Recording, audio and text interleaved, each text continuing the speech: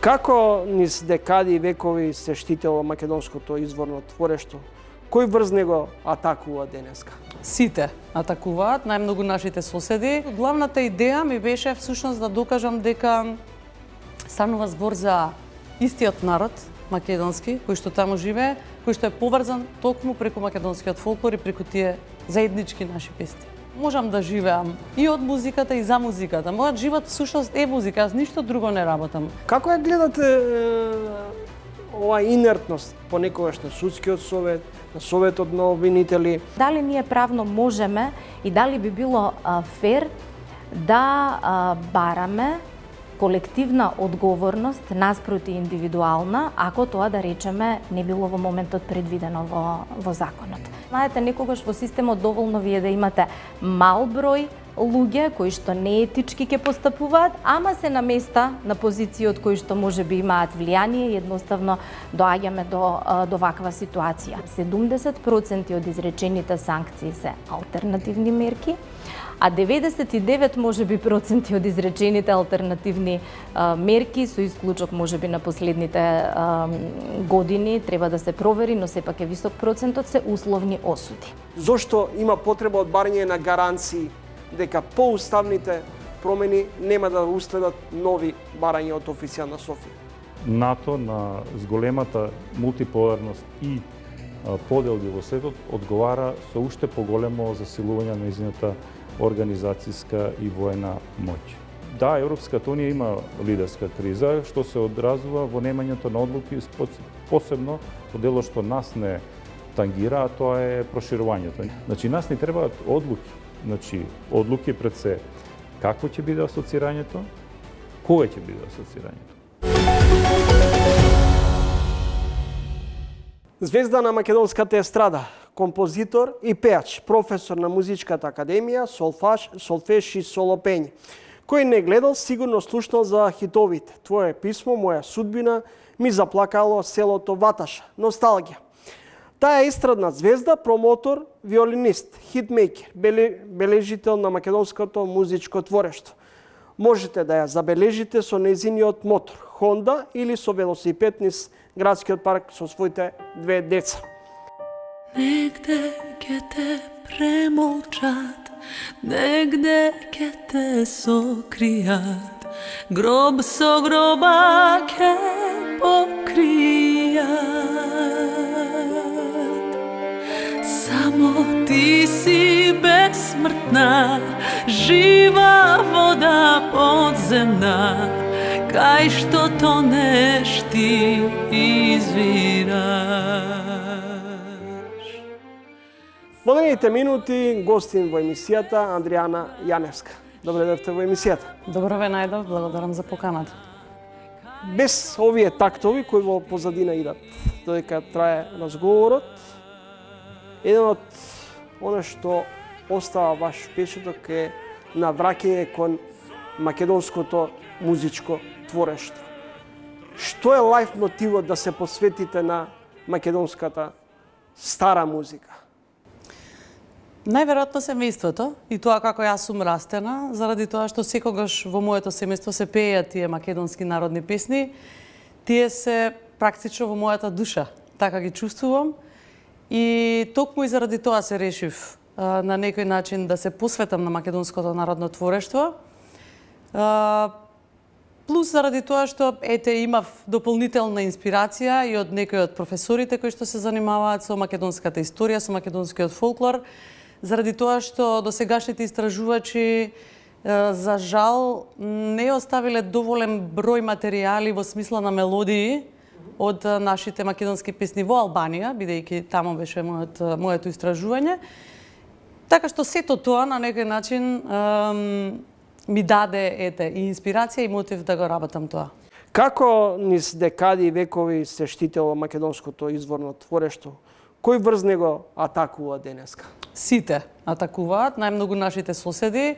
Еве најсвеж пример во врска со атакување на нашето творештво е едно мое гостување на една телевизија, недамнешно гостување, каде што изведов позадата Елено Керко, сите ја знаеме, македонска народна песна, меѓутоа од YouTube беше тргната заради заштита од хрватска телевизија.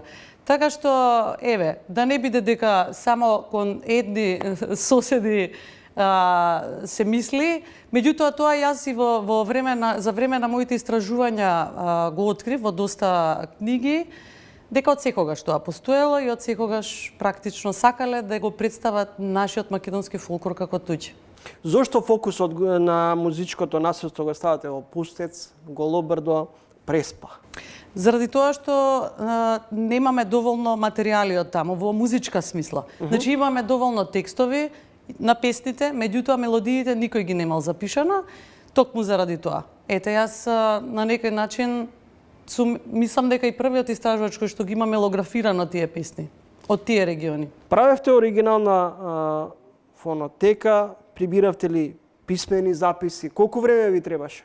Апсолутно да, значи сето тоа што е запишано во книгата, практично го имам снимено, и видео, и аудио, додека ги снимав моите информатори, пејачи и раскажувачи, на сите им објаснив зошто ги снимам, по кој повод и дека тоа ќе биде нели објавено како труд. Сите се согласија да учествуваат во овој, еве ќе го наречам проект. Инаку започнав со истражувањето и со снимањето во 2014 година, значи пред 10 години. И сите до еден ми раскажа дека се чувствуваат како македонци и дека песните кои што ги пеат се македонски песни. Зборуваме за Гора во Косово, зборуваме за Голобрдо и зборуваме за Мала Преспа. Како се чувале изворните македонски тактови и текстови? Колку ние знаеме и умееме да ја негуваме македонската традиција? Се чувале со пренесување од колено на колено, како што јас ги знам песните со тоа што моите родители ги пееле, така и таму исто така се чувале на тој начин. Значи, некои од моите пејачи баш ми објаснува кој се ја пеел таа песна, например, и какви измени претрпела со текот на времето. Инаку, главната идеја ми беше всушност да докажам дека станува збор за истиот народ, македонски, кој што таму живее, кој што е поврзан токму преку македонскиот фолклор и преку тие заеднички наши песни. Што доминира? Елиги, свадбарски, лирски, преданија? Да, во сите региони се различни за себе. Например, еве во регионот Голобрдо најмногу доминираат хумористичните песни. А во регионот Мала Преспа успеав да снимам многу свадбени песни, кои што се, морам да ви кажам, уникати на светско ниво, значи во светски рамки. Не постојат на друго место такви песни, кои што се изведуваат во 3 гласа и тоа се моите бисери, така ќе ги наречам. Додека пак во регионот Гора преовладуваат повеќе љубовни песни, така помеланхолични, што и заради самиот простор, нели, и затвореноста во текот на годините, што на некој начин пак е било добро заради тоа што се зачувало тоа народно творештво. Марко Цепенков, Кузман Шапкаров, браќата Миладиновци, па се до академик Кирил Пенушливски или фолклористот Марко Китевски. Малку е познато дека професорот и композитор Димитрije Бужаровски има направена фонотека на изворни македонски ноти, гласови, хорови. И за вас народното творештво е значаен бунар на македонскиот идентитет. Зошто се доведуваме до состојба на стравување дека некој однадвор ќе ни го оспори македонскиот идентитет? Ние не треба да стравуваме дека некој ќе ни го оспори, бидејќи веќе ни го оспорува. Тоа е целата работа. Значи, јас најдов, еве го споменавте Марко Китевски, професорот, со кој што исто така се консултирав. Инаку сите овие кои што ги споменавте автори се содржат како библиографски единици во мојот труд. Значи, сите тие ги имам консултирано, многу, стотици книги. Значи, ако ви кажам, нема да излажам, за да сето тоа се собере и се направи овој труд. Сега, што попрво да одговорам? Еви за професорот Бужаровски, тој ми беше професор на факултетот за музичка уметност и навистина има една огромна збирка, како што кажавте. Тие се песни снимени од Фирфов, ми се чини, и мелографирани. Меѓутоа, еве сега во поново време професорот, значи Бужаровски, се труди да го зачува тоа, што навистина многу ми е драго, бидејќи тој ги дигитализира. И на тој начин практично се зачувуваат. Заради тоа што ако вие еве попрво да речеме ги објавите и кажете дека се наши, со ете вакви некои библиографски единици, со истражувања, кој ќе може тоа да го оспори. Инаку во текот на времето цело време сме биле оспорувани, дури во моите истражувања откри во 20-тите, 30-тите години и така натаму, дека се носеле бугарски учебници, списанија во конкретно Мала Преспа, во Пустец, за ете тамошното население да се представи како бугарско. Мене ми е мило што после долги години едноставно одолеале, значи и не се представуваат едноставно како она што не се. Јаневска, колку македонскиот мелос е присутен во медиумите во соседството? Па, како што можам да забележам, има многу кои што ги преработуваат нашите македонски песни. Нашиот фолклор е уникатен, навистина. Дали само ги преработуваат или прават обид за присвојување? За жал, некои прават обид за присвојување, како што кажав, и тоа дури одат до таму и толку дрско што ги присвојуваат и новокомпонираните македонски песни. Значи, не само некои што се постари песни, да речеме, стотици години што се пееле, туку и новокомпонирани. Од Јонче Христовски, например, или од браќата Барбаровски и така натаму. Значи, ќе видиме до каде ќе оди работава. Меѓутоа, наша задача е како македонци тоа да го спречиме. Има ли разлика меѓу мелодиката, хармонијата, тактот, ритмот во собраните музички архиви од оваа македонска оставнина и како тие се проткајуваат во современите ритми во народната и забавната музика? Значи, има различни, најразлични песни.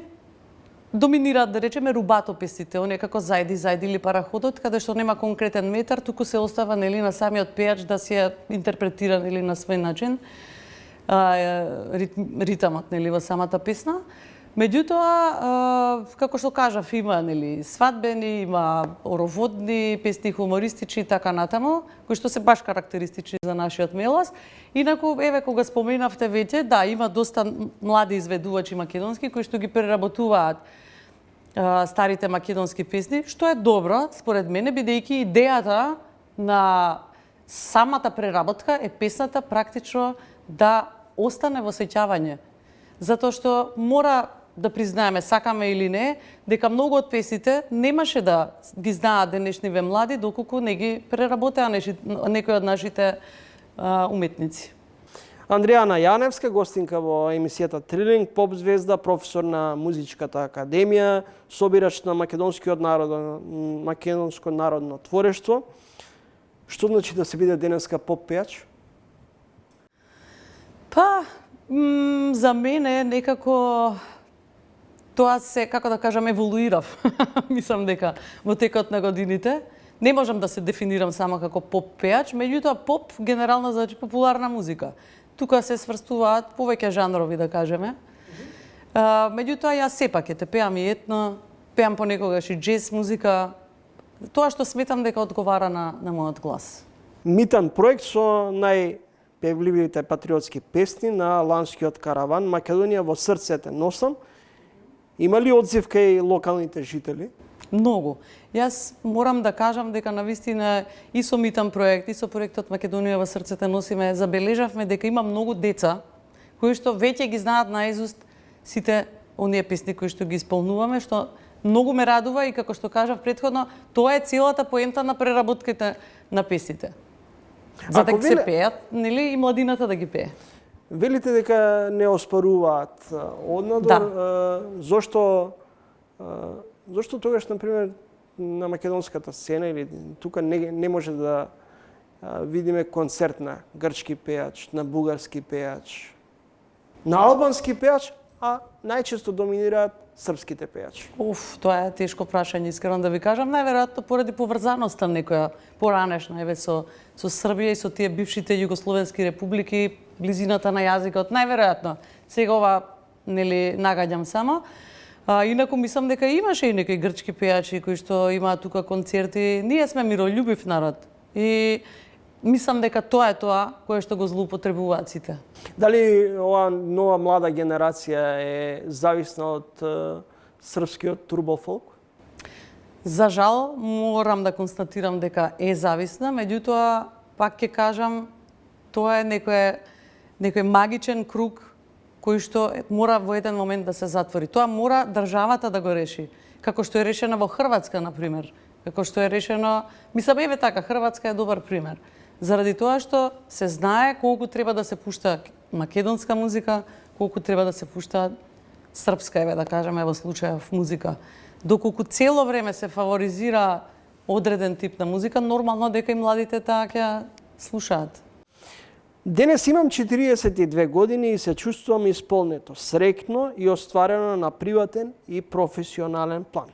Така одговоривте на провокацијата зошто не сакавте со МТВ да одите на годинешната Евровизија. Добро, не би рекла дека е провокација, туку на некој начин одговор, заради тоа што сметам дека не е веќе Евровизија тоа што беше. Мислам, според коментарите на статусот кој го прочитавте, можам да забележам дека се согласуваат 90 и повеќе проценти од луѓето со мене. Порано знаеме како изгледаше и звучеше Евровизија, а знаеме како звучи и изгледа денес Евровизија. Со акцент на изгледа. Неодамно докториравте. Да. Храбро, 9 години го истражувате македонското музичко творештво и наследство. Што е за вас нов предизвик? Што следно, а? Следен предизвик. Па искрено, мене така ми доаѓаат спонтано работите. Не дека сега јас нешто сум седнала и сум рекла морам сега да докторирам, туку едноставно ги следам работите кои што ми се случуваат во животот. И ако тогаш во тој момент сум се сретнала со тие луѓе, сум разговарала и тие ми дали идеја и инспирација да истражувам, сега ќе видиме што ќе биде ново. За сега, еве планирам малку да одморам летово, да уживам во убавините на Македонија, да најверојатно се посветам на некои нови поп песни, бидејќи и тоа го должам на мојата публика, која што ете ме следи веќе 25 години. Од прилика тоа. Јаневска, она што како дилема се поставува, од каде е храброста и желбата да возите мотор? Најверојатно тоа е заради тоа што имам таков дух. Значи, сакам да патувам, имам авантуристички дух, сакам да истражувам, сакам да учам нови работи секојдневно во животот. Па сето тоа се спои во едно, плюс тоа беше за време на короната, 2020 година, кога бевме затворени и кога навистина морав нешто да правам во тој период, па решив да научам некоја нова вештина. И излезе дека навистина многу одговара и на мојот карактер воопшто, така што сега навистина уживам во возењето. Адреналин? Да. Од тука заминувате за Охрид. Така е. Колку нова млада генерација, бидејќи ги предавате на Музичката академија, имаат потенцијал? Препознавате ли потенцијал кај младите? Да, има огромен потенцијал и кај децата во моето музичко училиште, меѓутоа и кај студентите на факултетот за музичка уметност. Сега прашање е на вкус кој за што ќе се одреди во смисла на жанровски, нели? Дали ќе се одредат за етно, дали поп, джез и така натаму. Како идеја, секогаш ги советувам самите да се слушаат себе си, бидејќи не секогаш се одговара на секој глас. Може да имате навистина убав глас, меѓутоа ако имате некоја погрешна песна, нема да дојде гласот до израз. И јас не можам се да одпеам. Заради тоа треба да се внимава и едноставно оптимално да излезе она што може од вас како музичар и од вашиот глас. Ги советувам да ја истражуваат повеќе музиката од сите аспекти, да не бидат само изведувачи или пејачи. Сега во поново време, например, кавери само се снимаат, нели, и тоа е тоа. Треба музиката, според мене, да се, како што кажав, истражи од повеќе агли. Значи да може да пробаат да компонираат, значи да ја запознаат хармонијата, хармонската позадина на песната, мелодијата, да пробаат да свират некој инструмент. Тоа е исто така многу убава. Андрејана Јаневска, на крајот имате два сина. Има кај нив, препознавате кај нив музички предиспозиции? Имаат желба да одат по стапките на својата мајка? Да, тие и двајцата одат во музичкото училиште, Илија Николовски Луј, поголемиот син свири пијано, помалиот виолина и плюс пее. Така што мислам, вака се приметува кој е на мене повеќе. Меѓутоа, како да ви кажам, јас не би сакала да биде тоа насила. Сепак сакам самите некако да дојдат до тоа сознание, како што јас сум дошла. Моите, например, не се музичари, моите родители. Меѓутоа, ете ме оставиле и сум дошла до тоа сознание дека можам да живеам и од музиката и за музиката. Мојот живот всушност е музика, аз ништо друго не работам освен тоа. Така што не би ги форсирала, меѓутоа би сакала, еве интимно, да бидат музичари. Бевме како едно, како златен круг. Јас и ти во светот, без никој друг. Ме остави баш така, а сега прашуваш како ли сум сама, дал се навикнав. И без тебе јас можам да се радувам, да бидам сама среќна и да заплачам. И без тебе јас можам пак да запеам. А дали ти ме слушаш, не сакам да знам. И без тебе јас можам да се радувам, да бидам сама среќна и да заплачам. И без тебе јас можам пак да запеам. А дали ти ме слушаш, не сакам да знам. Како да се поврати елементарната доверба во македонското правосудство? Оваа влада пикира кон комплетно редефинирање на надлежностите или распуштање на судскиот совет и советот на обвинители, со можност за целосно прочистување. Но експертската екипа од Европската унија не препорачува распуштање на судскиот совет. Професорката по кривично право од Правниот факултет во Скопје, Александра Дејановска-Трендафилова, гостинка во ово издание на Трилинг. Добро дојдовте во емисијата. Добро ве најдов, благодарам за поканата. Професорке, наскоро треба да се донесат измените на кривичниот законник, но ќе ве потсетам дека минатата година кога се направија измените на кривичниот законник, имаше лавина на реакции и од стручната јавност поради одредени делови од одредбите на кривичниот кои што не одат во прилог на правната сигурност во државата. Што препорачуваат новите измени или што ќе донесат новите измени на кривичниот законник?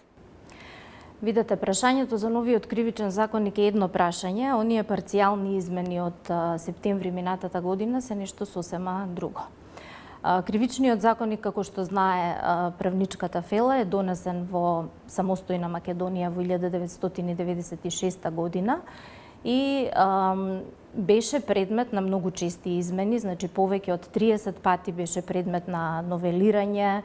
Имавме и неколку одлуки на Уставниот суд кои што се однесуваа на одредби од кривичниот законник. Беше детектирано дека во делот на пропишување на казните и казнената политика што судовите ја водат немаме конзистентност, а беше востановено и дека голем број на посебни кривични дела се наоѓаат во посебни закони кои што регулираат, да речеме, друга сфера. Тоа за кривичарите не е непознато кога се регулира некоја област, еве например закон за банки, закон за биомедицинско потпомогнато оплодување и така натаму, може на крајот да се најдат одредби за кривични дела. Но со оглед на тоа што кај нас се застапува гледиштето дека треба да имаме кодификација на казненото право и тоа всушност ние долго време го практицираме, со текот на времето овие кривични дела треба да бидат систематизирани токму во кривичниот законник. Значи, заради сите овие работи и заради фактот што во меѓувреме ние како држава подпишавме и ратификувавме голем број на меѓународни конвенции на Обединетите нации, на Советот на Европа, а и во процесот на евроинтеграција нели се обидуваме да ги транспонираме сите релевантни европски директиви од оваа сфера, се појави потреба нели да не се работи за парцијални измени, туку конечно да седнеме да напишеме, би рекла од нула, меѓутоа не е баш така, нов кривичен законник. Зошто професорки покрај високата корупција на белите јакни требаше да се релативизира кривичната одговорност и покрај евидентно постоењето на кривични дела од кај високите ешелони на власта? Бришењето на еден од облиците на злоупотреба на службена положба и овластување, односно искористувањето, представува кардинална грешка. Бидејќи ако го земете изборот искористување, абјуз, тоа значи баш извршување на службената положба за цели кои што се нелегитимни, забранети и така натаму. Значи тоа е нешто што ни еден кривичар не би го поддржал. Намалувањето на казните исто така. Бришењето на ставот за злоупотреба при јавни набавки без при тоа да се земе посебниот член, значи не беше интенцијата на работната група која што го подготвуваше кривичниот законник да го избрише став 5 и да го декриминализира како што погрешно се пласира во јавноста, туку напротив, ние во посебен член го разработивме ова дело во основен облик, привилегирани облици, квалифицирани облици и така натаму.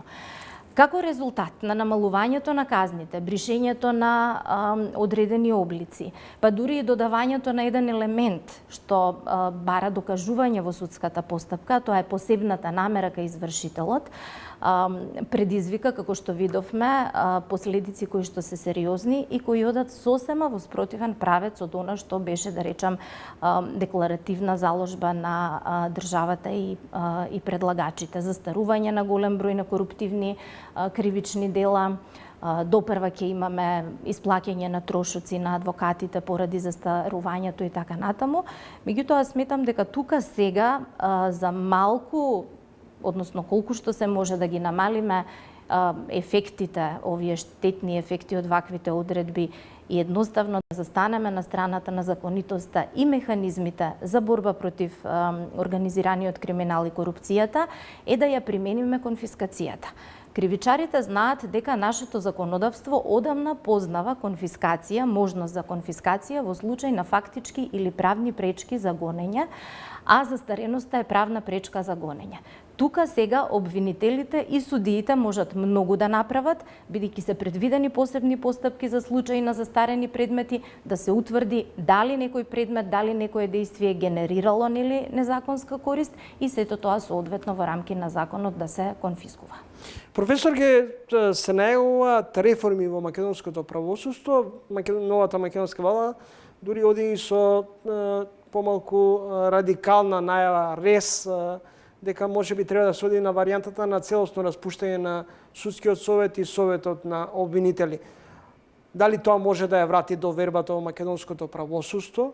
Треба ли да се размислува дека сите се криви и дека за лошата слика во македонскиот правосуден систем сите придонесуваат, или може би треба да се баре начин на индивидуална одговорност, не само етичка, па може и кривична. Така. Загриженоста е оправдана, значи јас навистина гледам голема оправданост во таа загриженост и во намерите да се подобрат состојбите. Меѓутоа сметам дека треба сериозно да се разгледаат сите аргументи, сите фактори, да се најде оптималното решение како да ја подобриме, би рекла навистина лошата состојба во правосудството, но проблемот е навистина комплексен. Ние зборуваме за реформи со децении. Многу е битно да разграничиме дали сакаме реформи на системот, реформи во системот или сакаме развој на системот. Реформи на системот би значело укинување на одредени тела, може би востановување на други и така натаму. Тоа би значело сериозно враќање назад и не мислам дека тоа беа интенциите, може би повеќе беа интенциите реформи во системот, меѓутоа дали ние правно можеме и дали би било фер да бараме колективна одговорност наспроти индивидуална, ако тоа, да речеме, не било во моментот предвидено во законот. Едно е, например, да имаме ситуација законот да предвидува, ако не се усвои годишниот извештај, да речеме, на судскиот совет, дали тоа би повлекло, нели покриено со законот, негово распуштање. Што во таков случај? Дали тоа може да го предвидиме во иднина? Јас лично мислам дека треба да се задржиме, бидејќи одговорноста е тежок збор, но мора да биде прилепен кон секого во своето постапување и ние кривичарите знаеме да кажеме дека одговорноста, особено повисоките облици на одговорност од типот на кривична, дисциплинска и така натаму, треба да биде и мора да биде индивидуализирана. Друго нешто е политичка одговорност и слично. Јас и за состојбите во судството сметам дека можеби и мнозинството на суди и јавни обвинители се професионални и стручно и професионално ја вршат својата работа, меѓутоа знаете некогаш во системот доволно вие да имате мал број луѓе кои што неетички ќе постапуваат, ама се на места, на позиции од кои што можеби имаат влијание и едноставно доаѓаме до ваква ситуација. Но како ја гледате оваа инертност понекогаш на судскиот совет, на советот на обвинители? Како мислите дека ќе се овозможат промени во матрицата на размислување кај делителите на правдата? Тоа е најтешкото прашање. Мислам дека на секоја расправа, на секоја конференција, припишување на секој труд и во разговор со било кого, тука наидуваме на проблем. Нема формула како да се смени матрицата, човек или има или нема интегритет, некогаш може би се двоуми во одредени ситуации како да постапи, но ќе пренебрегне она што доминира во неговата личност. Мислам дека треба да одиме дефинитивно со одредени измени, да речеме со законски измени, кои што нема да дозволат определени индивидуи, органи, тела во државата да не постапуваат или да не одговараат за несторувањето. Дали треба да се размислува за поостра казнена политика или дефектот е во непримената на казните? Мислите воопшто или Генерално, за да. коруптивните дела? Особено со да. акцент на големите коруптивни дела направени во изминатиот период. Не значи секогаш дека строгите казни ќе го намалат криминалот. Криминалот повеќе го намалува неизбежноста од казна, да знаете дека нема да му избегнете на системот. А судијата, и верувам дека повеќето тоа го прават, ја индивидуализира со примена на принципот на индивидуализација, одмеруваат најсоодветна казна. Фактите покажуваат, факти се тоа, бидејќи имаме статистички податоци, имаме рамки што може да ги провериме, дека ние имаме едно од најстрогите кривични законодавства во Европа, меѓутоа казнената политика е генерално блага. Може би имаме некои случаи каде што дали заради тоа што случајот е познат во јавноста, па некако се бара се бара некакво посоодветно решение за и луѓето да веруваат во правдата дека е остварена и така натаму, па се соочуваме некогаш со построги казни, но генерално ако ги земете податоците, казнената политика е толку блага што кај кривичните дела против службената должност, а таму се наоѓа јадрото на коруптивниот криминал, верувале или не, истражувањата покажуваат дека 70% од изречените санкции се алтернативни мерки, а 99 можеби проценти од изречените алтернативни мерки, со исклучок можеби на последните години, треба да се провери, но сепак е висок процентот, се условни осуди. Денове, поточно оваа недела, судскиот совет побрза да информира дека екс-председателката на Уставен суд Добрила Кацарска била пензионирана. Од друга страна, Уставен суд веднаш реагираше со став: не се мешате таму каде што немате ингеренции. По чија надлежност е одлуката за Кацарска? Прашањата за Уставниот суд знаеме дека се уредени со Уставот и мислам дека тука не треба да има дилеми, но треба дефинитивно да ги разрешиме дилемите во поглед на тоа што кога имаме судир можеби на правни одредби по однос на исти прашања. Еве и ова потврдува дека можеби законодавството треба да се дополни во тој поглед. Меѓутоа повторно дали од тој поглед, од тој аспект гледате одреден судир на надлежности? Па мислам дека тука не треба да има судир на надлежности. Уставниот суд не е дел од редовното судство. Се уредува, нели, како што реков, со Уставот. Не е исклучено и закон за Уставен суд да биде донесен за некои можеби прашања во иднина, нормално што нема да бидат во колизија со Уставниот суд, меѓутоа треба да се разграничи кој за избор, разрешување и статусни и други прашања на судиите е надлежен во поглед на кои судови. Како го објаснувате фактот што за поранешната председателка на Уставен суд, Кацарска, судскиот совет експресно даде мислење, а за одредени случај, каде што има суди за кои имаше реакција од јавноста дека треба да се бидат разрешени, да се разгледа нивната работа, судскиот совет, телото кое именува и разрешува суди, останува инертно. Мислам дека зборуваме за две различни прашања, но тука фокусот е на брзината на реакцијата. Немам објаснување зошто е така, меѓутоа сметам дека навистина судскиот совет треба ажурно и навремено да постапува, особено во предмети кои што се од негова надлежност. Споменавте за одговорност на суди, зборуваме за редовно судство, така Основен суд, Апелационен суд, Врховен суд и така натаму. Мислам дека законот треба да се дополни во поглед на тоа како, колку брзо, во кои рокови треба да се постапува и што во случај на непостапување и на крајот на краиштата да видиме чија е одговорноста зошто тој, односно тие предмети, не знам точно за кои споменувате, но еве хипотетички да зборуваме, зошто досега не се решени. Благодарам за издвоеното време и гостувањето во емисијата. Ви благодарам и вам.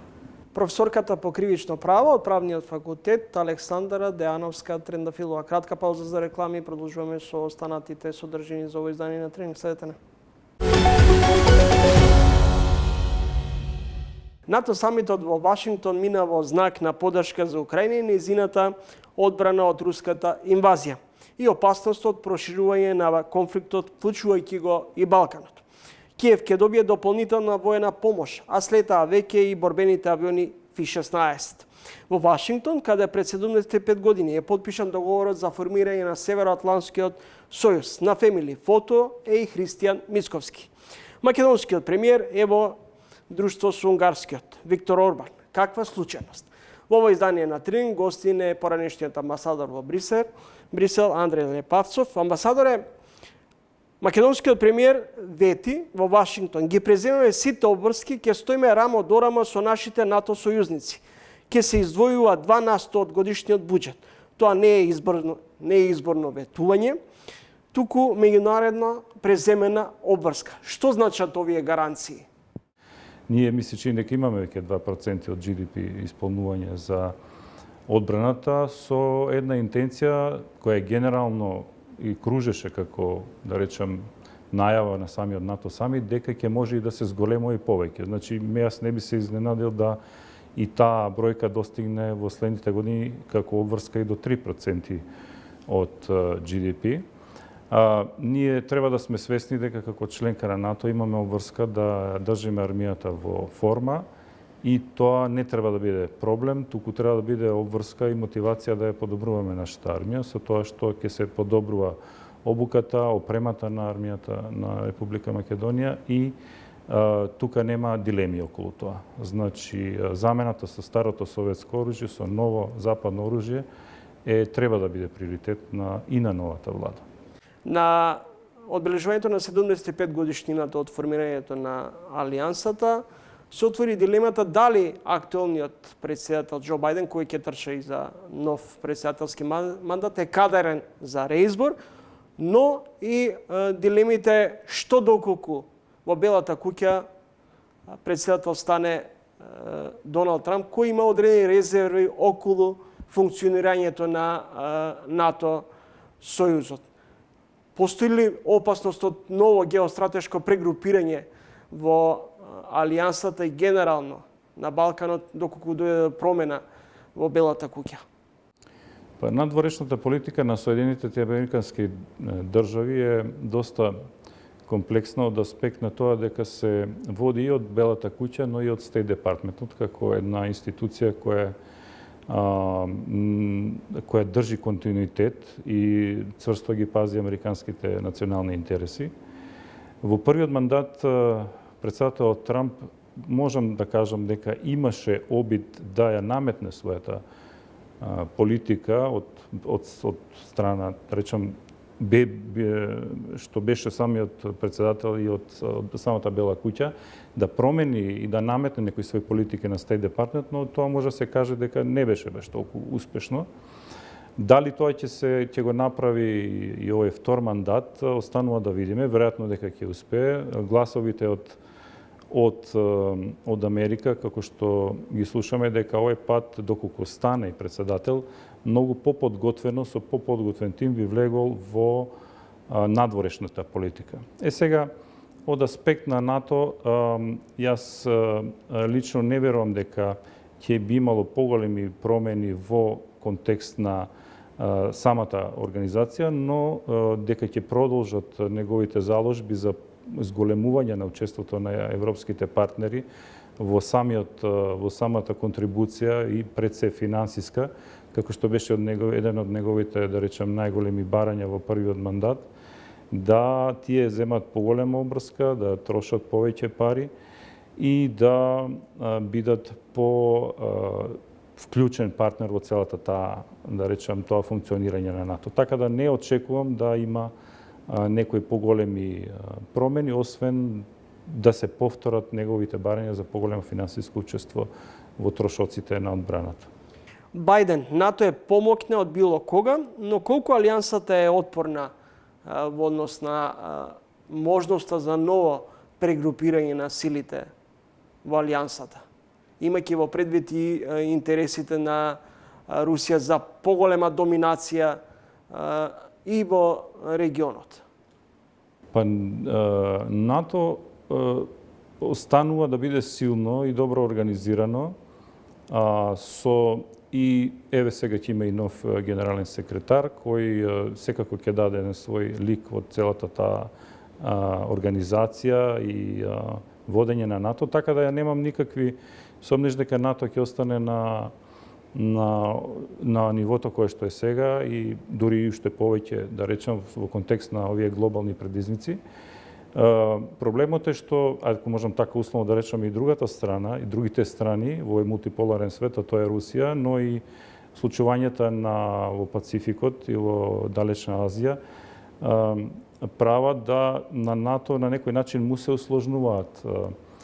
Му се усложнува, како да речем, битисувањето и неговата организација и неговото влијание во светот. Тоа сигурно дека НАТО е сосема свесно за овие предизвици и се прилагоди тоа, и ако се погледат заклучоците и самата декларација од НАТО самитот кој од вчера беа објавени во 30 точки, јасно тоа е нагласено дека прво е односот кон Русија, потоа односот кон другите сили во светот, војната во Украина и најавената голема помош од Украина од 40 милиарди долари, која ќе биде испорачена во текот на идната година. Така да можеме да приметиме дека НАТО на зголемата мултиполарност и поделби во светот одговара со уште поголемо засилување на нејзината организацијска и воена моќ. Дел од европските лидери ја оценија како маниакална дипломатија шател дипломатијата всушност на унгарскиот председател Виктор Орбан, чија земја во моментот преседава со Европската унија, што за неколку дена ги посети Киев, Москва, Пекинг. Виктор Орбан пак во писмо испратено до врвот на Еврокомисијата порача ќе биде побрутално, а ситуацијата на фронтот ќе биде полоша. Можно ли е низ преговори да се стигне до мировно примирие на завојан на врз основа на прекин на руската агресија врз Украина? Рековте маниакално, јас би рекол дека сепак може би маниакално од аспект на брзината со која успеа да се сретне со сите тие лидери во самиот вклучени во тој конфликт, но во неговата обид сепак препознам добронамерност и желба за запирање на војната во Украина. Историјата кажува дека војните се запираат најчесто со договори. И тоа со политички договори, со одредени процеси кои вклучуваат вклученост на сите страни. Тоа е неговата интенција, иако тој пред самиот самит на НАТО имаше едно негова изјава и обраќање во кој укаже на можностите од ескалација на самиот конфликт и веројатно водено тоа свое мислење, тој се одлучи постапувањето на функцијата, да речем, биде премиерна земја членка која го сега председава со Европската унија, да направи една, да речем, негова акција во таа насока. Јас верам дека тој го мисли тоа што го прави и тој негов обид има добра намера. Не гледам дека тоа ќе има успех во следните година-две. Има одредени параметри кои водат кон ескалација на конфликтот со тоа што имаме поголема намалување на комуникацијата помеѓу НАТО и Русија, тоест нема никаква комуникација. Зголемиот дотур на западно оружје на Украина, плюс формирање на специјални тренинг центри кои сега се институционализирани во самата декларација на НАТО. А од друга страна имаме зголемена соработка помеѓу Русија, Кина, која помага наменската индустрија на Русија, потоа Северна Кореја која помага, тоест имаат одредени аранжмани и купопродажби на амуниција од страна на Русија со Северна Кореја, така да јазот нажалост се зголемува. И тоа е тоа што сакаше да го каже самиот премиер Орбан, дека нештота не одат во добра насока и затоа направи еден обид, кој најверојатно ќе се покаже како неуспешен. Следите три гостин во емисијата амбасадорот Андреј Лепавцов, одличен познавач на состојбите во Европската унија. Господин Лепавцов, по фијаското што францускиот претседател Макрон го доживеа на изборите, дали се става под знак прашање кредибилноста на Европската унија, имајќи во предвид дека по Ангела Меркел, Франција, пред се Макрон, како да ја презема целата раководна палка меѓу земјите членки во Европската унија? Дали Франција со подводството на Макрон се обидуваше да се наметне во самата Европска унија, имајќи предвид по повлекувањето на Меркел, да канцелар Шолц не покажа толку голема, да речам, умешност во водењето и наметнувањето на Германија како европски лидер, и таа празнина господин Макрон ја наметна во случајот со проширувањето. Неговите предлози од пред неколку години фактички стана и официјална политика на Европската унија за самото проширување. Така да криза, да, Европската унија има лидерска криза, што се одразува во немањето на одлуки, посебно во делот што нас не тангира, а тоа е проширувањето. Ние веќе подолго време очекуваме, како земји кандидати, очекуваме еден одреден документ кој кој е многу важен за нас, а тоа беше најавен од претседателката фон дер Лајен, како Европската унија ќе се прилагоди на проширувањето, во смисол како таа треба да се промени за да може да прими нови земји членки. Тоа нас посебно не интересира, да видиме каков ќе биде статусот на нашето проширување. Исто така и во контекст на Украина и на Молдавија и Грузија, кои од оваа година првпат и за нив ќе има посебни извештаи околу процесот во проширувањето. Тие веќе официјално го започна. Одржава меѓувладина конференција, барем Украина и Молдавија. Така да процесот се комплицира прилично, а од друга страна гледаме дека политичката ситуација во Европа, но и политичките лидери не покажуваат доволно капацитет за една одлука која ќе значи да се продолжи со досега барем успешната политика на проширување во Европската унија, и тоа е проблем за нас. Зошто има потреба од барање на гаранции дека по уставните промени нема да уследат нови барања од официјална Софија? Значи, ние очекуваме да видиме во каква Европска унија ќе влеземе. Значи, дали ќе бидеме рамноправни на масата, дали ќе имаме само економско поразумење или пак дали ќе имаме целосно членство, што значи и политичко и економско поврзување. И таа е една дилема која може би ако одите низ бриселските колари, нема да ја чуете, но ако одите по градовите, тоа главните градови на земјите членки како Франција, Данска, Мадрид, Белгија, тогаш нема да бидете уверени во тоа, бидејќи таму доста има малку поинакво размислување околу тоа како треба да продолжи да се проширува Европската унија. И тука е главната, да речем, главниот дилема, која не е само во Македонија. Тоа е присутно и во другите кандидати членки кои очекуваат да видат да сакаме да имаме конкретни таймлайн или временски рамки, но исто така би сакале да знаеме дали нашето членство ќе значи полноправно член, дали ќе бидеме равноправни на масата. Господин Лепавцов, пред одржувањето на изборите во Македонија, но и во Бугарија, имавте еден јавен настап каде рековте дека по изборот на новите раководства во Скопје и во Софија, потребно е рестартирање на односите меѓу двете соседни земји. Во Вашингтон се одржа средба меѓу бугарскиот премиер и македонскиот председател на владата Мицковски.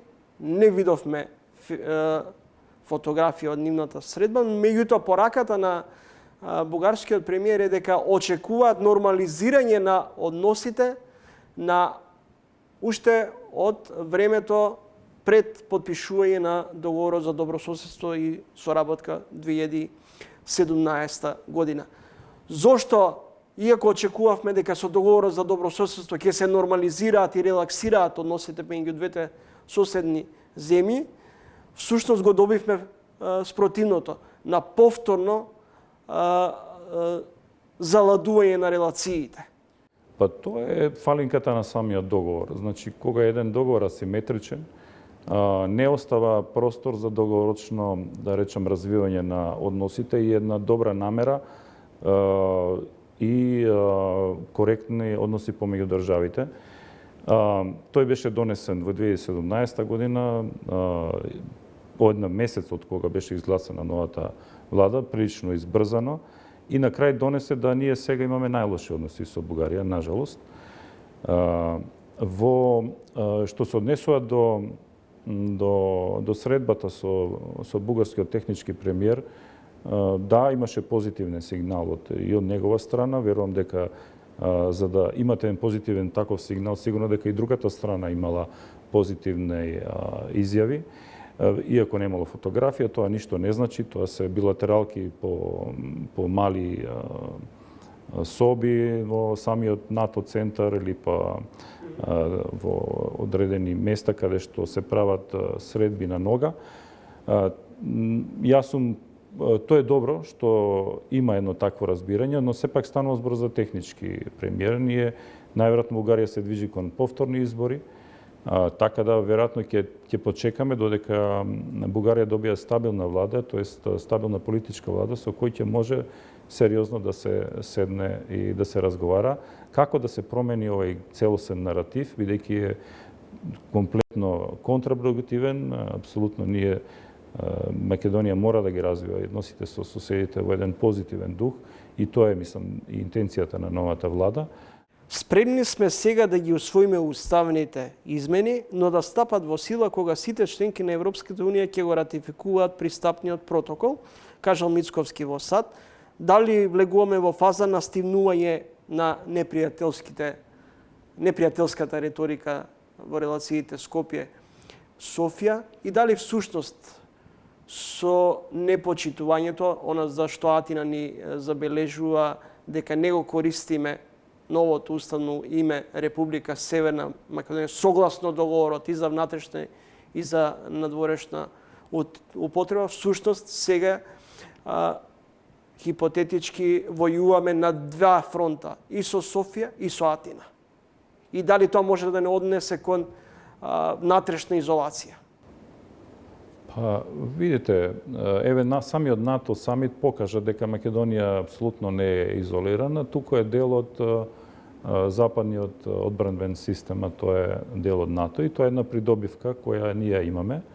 Воопшто не станува збор за не гледам никакви параметри за ние да бидеме изолирани во било каков контекст. Она што е важно за нас е, повторно ќе кажам, воспоставување на еден нормален диалог со соседите, за да може да се најде начин како да се надмијат тие пречки. Вие спомнавте еден од тие, тоа е што беше кажано, ако не се лажам, од страна на поранешната опозиција, сегашна власт, дека може да се случи влегувањето на Бугарите во Уставот да биде пред самото вклучување на Македонија во Европската унија. Така да тоа некако наведува дека мора Европската унија тука да се вклучи малку поактивно во тој процес на медиаторство, зашто на крајот целта е Македонија да биде во Европската унија. Имаше и порано такви предлози, посебно од господинот Гералд Кнаус, од неговата European Stability Initiative, во контекст на Грција, во кој тој рече да се промени името, но да стане валидно тоа пред самиот влез на Македонија во Европската унија. Очигледно тоа не се случи, иако господинот Кнаус имаше одлично инвентивно решение околу тоа. Еве сега повторно се наметнува едно такво решение. Значи, ние има и од страна на добронамерни луѓе за проширувањето, како што е тој господин, од наша страна има расположеност за размислувања и за начини на наоѓање како да се направи напредок, но очигледно дека во случајот, еве барем и со Грција, но и со Бугарија, самото членство во Европската унија беше начин за притисок и за наметнување на нивните историски наративи, а тоа доведе да ние бидеме ставени во една таква, да речам, ситуација која ниедна политичка алхемија не би можела да ја надмине. И се надевам дека нема повторно да влеземе во една таква ситуација, имајќи во предвид дека геополитичката ситуација се влошува и Европската унија доколку има сериозен и да речам пристап кон проширувањето, а самата претходна комисија се прогласи за геополитичка, сега оваа мора да се прогласи за ултра геополитичка, ако сака да направи некој исчекор во проширувањето. Значи, нас ни требаат одлуки. Значи, одлуки пред се какво ќе биде асоцирањето, кога ќе биде асоцирањето и каков ќе биде тој тек и во какви групи ќе биде тоа распределено. Благодарам за разговорот и издвоеното време во тренинг. Благодарам и на вас. Андреј Лепавцов, поранешен амбасадор во Европската унија. Следевте Трилинг, а во ова издание на ТВ магазинот Трилинг имавте можност да следите 3 разговори со Андријана Јаневска, потоа со професорката по кривично право од Правниот факултет Александра Дејановска-Трендафилова, како и поранешниот македонски амбасадор во Европската унија Андреј Лепавцов. Довидување до идниот петок во исто време, 20 часот и 45 минути.